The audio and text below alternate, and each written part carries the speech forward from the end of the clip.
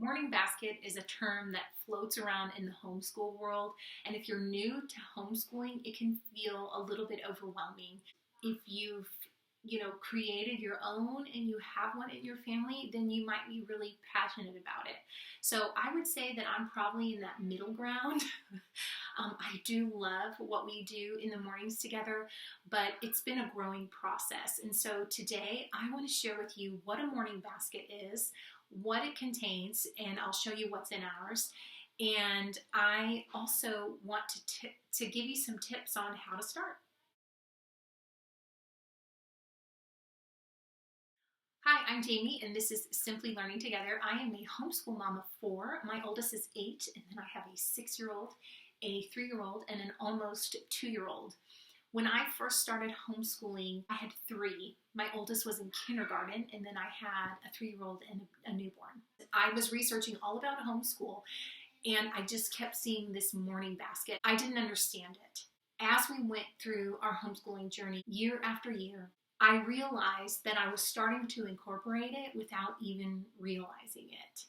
And so I'm here to share all about that with you. Let's first talk about what morning basket is. I actually don't even have a basket for our morning stuff. We call it morning time in my house. Sometimes we call it Bible time. There's a little cabinet in my side table, and I just throw the books in there. It doesn't look cute at all, but that's just where they stay because that's where I sit. Morning time, morning basket is a time when you can get together with your family or you and your children and learn together. And that's it. It can contain anything you want it to contain. And I think that's why it's so overwhelming, is because it's going to be different for every family. It can have devotions, you can read scripture, you can sing hymns, you can study history, you can study art, you can study music, you could read into science. There is so much stuff that you can do together as a family. So there's really no right answer for what needs to go in my morning basket. The question is, what do I want to learn together with my family? If you have multiple children, morning time is the perfect opportunity to learn subjects together. For example, we are doing our science and our history together as a whole family, and it's included in our morning time. That's just to kind of give you an idea about what it is and what it contains. I'll go into more details about what ours has in a second. I found this basket in my house, and that's where you see that picture, and I was going to use it as kind of a visual. So this is our pretend morning basket today, but like I said, we don't call it that at my house, but it's essentially what it is. There are people that have written books on morning basket. I have not read them. There are people that write blogs about morning baskets, and people that have very specific ideas of what it is. In our house, we have a much more laid back approach, a much more simple approach to what it is. So in this video, I kind of wanted to share some do's and don'ts that I considered when I was kind of forming our morning time, and in hopes that maybe that might help you start how you want to start.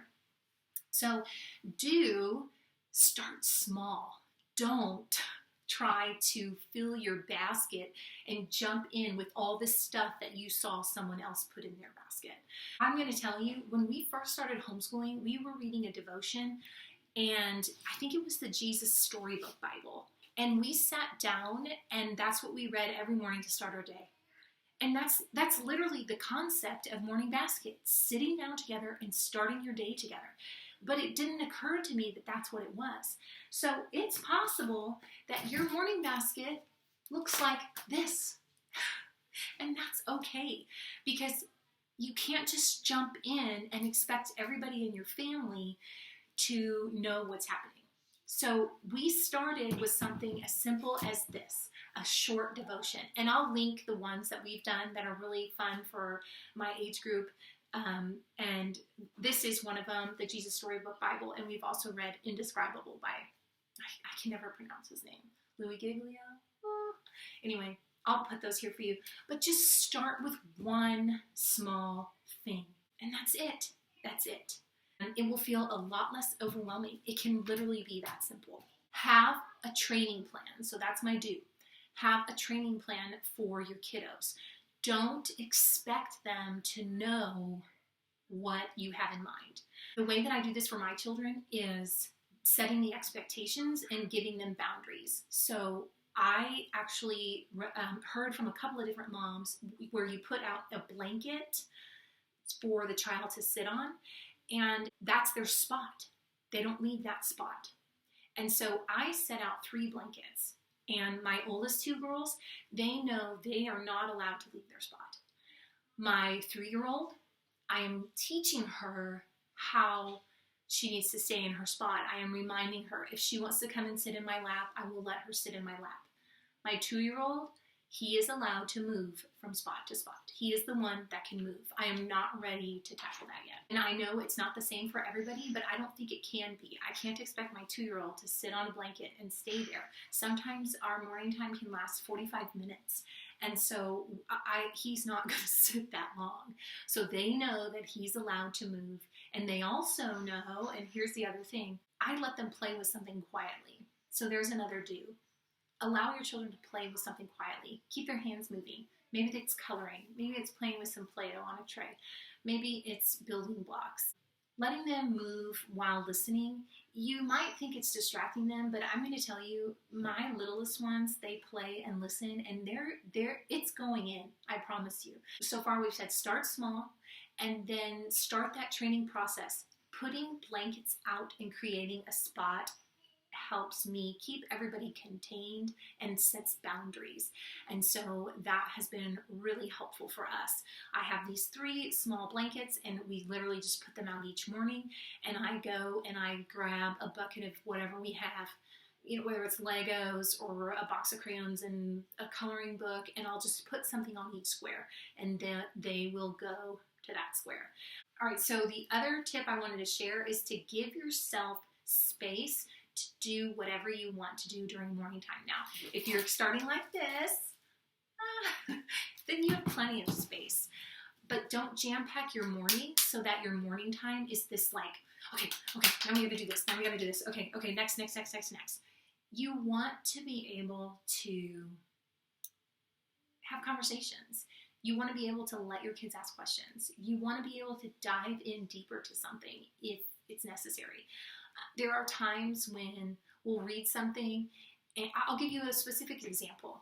We were reading a history book, and whatever it was reading, it gave us a link in the book to a YouTube video showing the scientists testing a theory, and we were like, oh my goodness. Well, that wasn't in my plan, but we have the space. We have the space to do it. We're not in this big time crunch to where we have to finish everything. So we went on this dive. Suddenly we were like, whoa, look at all this stuff we can learn. So we watched that video, and we watched another one, and then we even saw more. So we had this growing list of videos we wanted to watch about this topic. But providing that extra space, that extra cushion, just lets us enjoy the time together and dig in further if we need to. You know, certain discussions can come up about scripture if you are doing a Bible study together or a character study. And let's say this really deep conversation gets going. You don't want to have to be like, we have to hurry up, you know? So let yourself have the space to extend your morning time if you need to. As you start small, you may want to start adding to your basket. As you're adding more, and as you're doing this together with your kids, make sure you're paying attention to their engagement. Are they actually enjoying what you're doing together, or are they dreading morning time? If it's something that they're dreading, then maybe you need to change something up. So allow them to participate in the choices that you guys are making. The great thing about Morning Basket is it doesn't have to stay the same. Change it up. Add things to it throughout the year. Take things out. Holidays are so fun to mix up your morning basket. When you get to Thanksgiving time, when you get to Christmas time, when you get to anything you want to do, add something in your morning basket to relate to those things. Or maybe you're doing a unit that you want to do, and you want to throw that in there. You get to make it what you want it to be, and be willing to change it. It really makes it fun if you can spice it up every once in a while. The last thing I want to say about do's and don'ts, and then I'll kind of share what's in our basket, is do what's best for your family. If that means starting with one simple book, then just start with one book and add to it as you're ready. If that means that you want to jump in and do a whole bunch at once because you know your family's going to love that and they're really good at sitting still, then go for it. But just do what works for you. In this video, I just wanted to make it clear that it doesn't have to be a certain thing. It can be exactly what you need it to be, and it can grow from there. I'm going to share with you what's in our morning basket. The first thing we start out with is a devotion. We love these devotions, and I was so excited when I got this one because if you open it up right at the beginning, it categorizes it into scientific topics. So space, earth, animals, and people. And that's what we're planning our whole science on this year, is literally these categories. And I had no plans to do that until I received this. I thought, how perfect is this? That we can have science devotions every day, but then we can also dig deeper into these different topics. So we start our morning basket with a devotion from this book. Then we jump into our Wise Words for Mom charts. Now, this is meant for moms. The reason I chose to do this is because I love listening to this podcast, and I loved the idea of this chart, but the thought of trying to recall the stuff when I was in the situation was overwhelming to me. And so I thought, you know what? I think I'm going to learn this with the kids. And then we are able to incorporate the different verses as we go throughout our day. So we work on one of the behaviors each week from Wise Words for Moms. We also have an adventure Bible in our cabinet that we use. This is something that I gave to my daughter a couple of years ago. Every once in a while she'll look up verses, and so she's learning how to use it.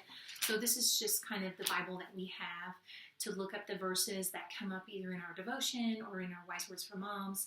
We look them up with this Bible. We also read poetry. I feel like a few years ago I would have giggled at that because I just wouldn't see the benefit.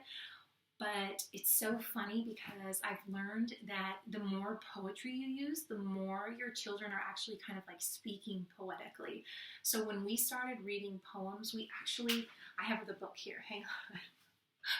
I purchased this book last year, and it is so wonderful. There's beautiful pictures for every day of the year. And some of the poems are real short, some of them are longer. But we started reading them, and my children would actually start talking in this poetic voice when they were describing something. And I thought, this is so interesting because we're reading poetry. So I wanted to keep it in our morning time. So we were all really sad to not read through this again. But I just went and found one. This is called Poems to Learn by Heart by Caroline Kennedy. We are not learning them by heart, but we are just reading them together, and they're a lot different than what we read in the past years, so that's something that we enjoy. The last thing that we do in our morning basket is either our science or our history, so we are looping those subjects so that we can focus on one for a period of time until we're finished, and then we can move on to the next one. I do not have a curriculum for these things. Our history is based on these Who Was books, and so we read this book together, and I would try to read a chapter in the morning. This week we're currently in our science unit, and we're learning about space, and so we are reading the space devotions that I talked about earlier, and then I just went to the library in the space section of the nonfiction, and I grabbed a bunch of books. They're all here on the shelf behind me, if you can see them, and I've just read a new one each day. And so we are learning all about space, and sometimes we read nonfiction, other times we read stuff a little bit more goofy. This morning we read a fictional story about a mouse in space. So it's just anything that has to do with space. So that's currently what we are doing each morning. Just a couple of other things that we have done in the past I wanted to share with you. I showed you those nature poems, which are fantastic, and I will link that here for you. Last year we did this Bible study together, More Than Words. We did it together as a family. It is meant to be like a workbook for your child, but we did not do that. This is actually completely blank. We went through it together as a family, and I highly recommend it if you do it in that way. During the summer, this past summer, my kids wanted to learn Spanish, and I bought this used book from a friend that I've met on Instagram actually, and we kind of just went through it casually for fun, and we learned Spanish together. So our summer morning basket was very small. It was a devotion, and we learned some Spanish, and that was it. So it can change over the years. I just highly suggest starting small. Start with one thing and build on that and add to it as you go, because it's just going to be so much easier if you can grow together with your basket rather than just throwing it on your family. And then it doesn't feel like such a, what do I put in there kind of thing. And maybe nobody really feels that way. Maybe that was just me. But, you just want to keep it simple. The things that you put in your homeschool should bring you joy. It should bring your family joy. It should be a pleasure to get together with your kids to learn about whatever it could be. And if it's something that's causing you stress or anxiety, then cut it out or start smaller, because you can grow together with your family. I used to think that a morning basket was ridiculous. I didn't understand it. I was coming from a classroom being a teacher, and I did not understand why you would want to spend all this time with this basket of books. As the years have progressed, I can see such beauty in it, and I have learned so much about my kids and my family, and we've learned so much together. And it takes the pressure off of me. I'm not sitting here having to teach 3 or 4 different science curriculums because we're doing it as a family. Same with history. And my preschooler, my 3-year-old, I don't even have a curriculum with her. But you know what? She is soaking up this science and history stuff. She's loving it. She sits there and plays with the kids, and they talk about what they've learned together. So she is learning right alongside us, even at such a young age. And that's just the beauty of homeschooling. It's a family thing. It's working together, living your life, learning together, and just really cherishing your time. If you've made it this far through my passionate blabbing about the morning basket, I'm so glad you're here. I want to know, if you have a morning basket, what is your favorite thing in your basket? I'm always looking to think about if we want to add something else, or maybe if you are new to a morning basket, what do you think you want to start with? Start small and grow from there.